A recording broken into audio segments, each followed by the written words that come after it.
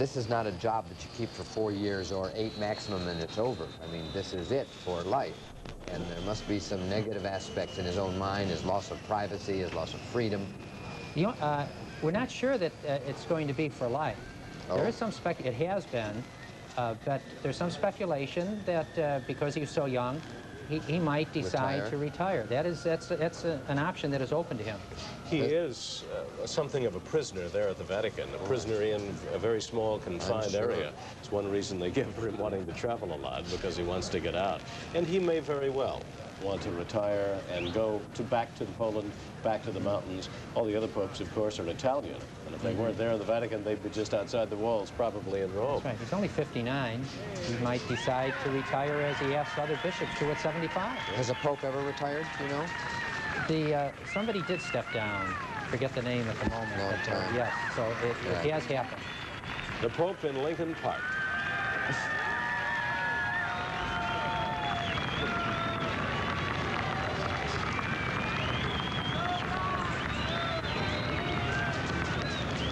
Oh, they're going to drive him across the street, huh? Is Frank Courier out there?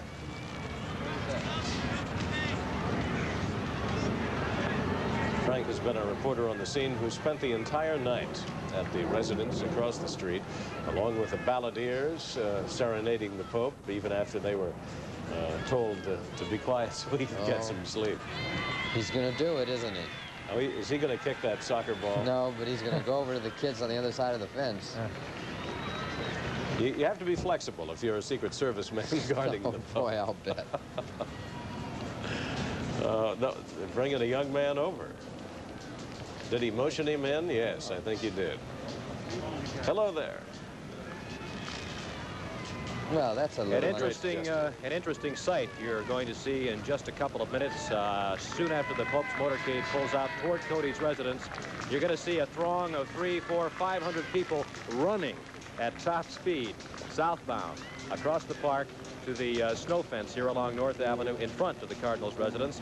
This, of course, gives this group a chance to see the Pope twice in 2 different situations. And for camera bugs, that's a double opportunity. See the Washington license plate. That car must have been flown here or driven, I'm not sure, probably driven here for this purpose, which means it must be bulletproofed and everything else. There is a sad touch that many of the people, nuns, handicapped people who stayed long hours along the motorcade hoping the Pope would stop and talk to them and touch them. And he could not because of security reasons. He went at quite a fast clip through most of those areas. I'm sure we'll understand. He did say that last night at Holy Name Cathedral, he wanted to be with everyone. He wanted to greet them. This is an easy situation. It's well protected. It's an open area, and he is not going to touch off Bedlam if he walks into a crowd. And so he motioned the young man in. Of course, the Pope is going to have less than an hour, maybe less than that at least, to rest, to freshen up, and to change vestments for the main event in Grant Park. We don't know exactly how long, but it's likely he will be going in and coming out in very short order. The motorcade is not yet pulled over into this direction. As you can see, the crowd still standing around the chopper pad. In just a couple of minutes, though, the throngs will be running this way. One of the policemen used binoculars, and he was standing about 10 feet away from the car, trying to look in the window. I thought he was taking a picture. I was going to call D. Leonardi. Say your guy's out there with camera when he should be having binoculars. There is a sense of security that we have about the Pope, but who could possibly want to hurt him?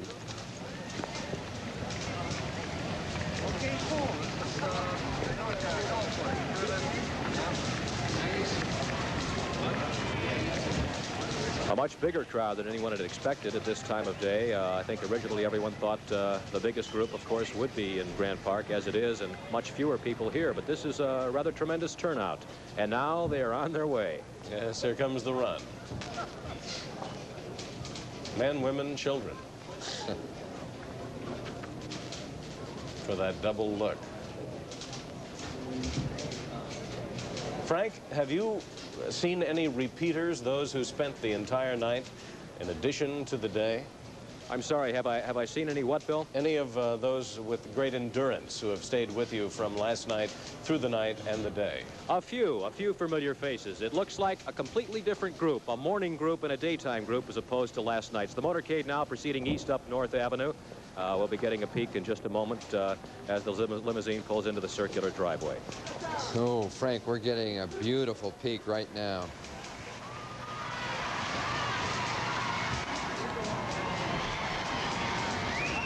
Well, I wonder if he'll go to the portico now and come out and say something to the crowds.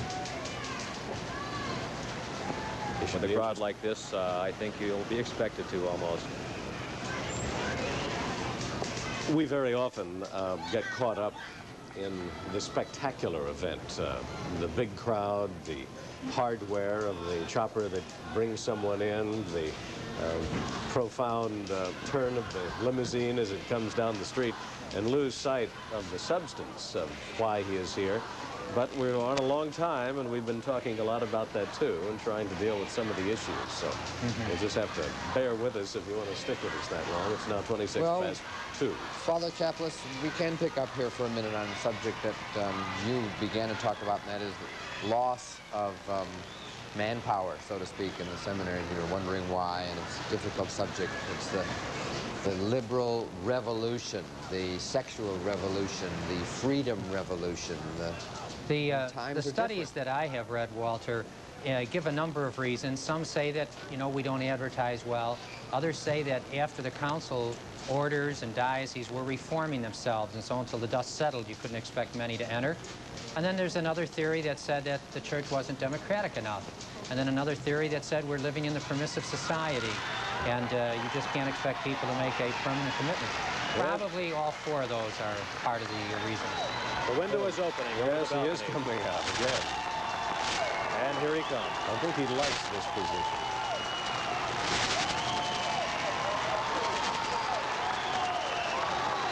Actually, it's a beautiful spot, ringed in trees from the beautiful house overlooking the park. Restful. The almost terracotta color of the bricks behind give it a little bit of a European effect. I mean, there's no background that he has been in yet that looks quite so European.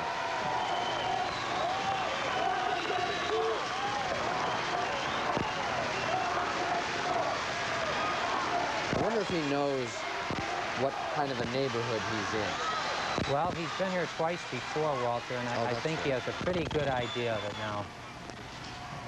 This would be his 3rd visit.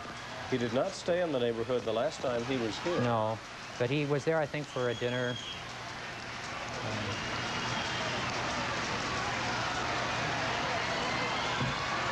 See that smile in that face?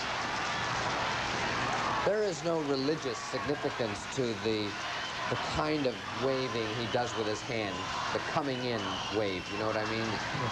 Not that. I don't see any. There's the Italian gesture, and there are whole theories, on that kind of communication. It's an open communication. What in the world? I see you. He's going to rest his eyes, possibly. Oop. Duck the head.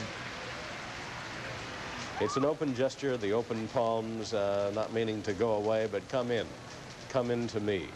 That gesture, that beckoning, and it's one that's quickly adopted or adapted by every pope. Does he judiciously use the gesture of the cross when he's out, on a balcony, say? Does that have a special meaning? Or is that what you expect the Pope to say hello by doing? Anybody who's been a bishop, goes through his diocese, is accustomed to give the gesture of a blessing. That's a very common gesture. And people expect it, I think.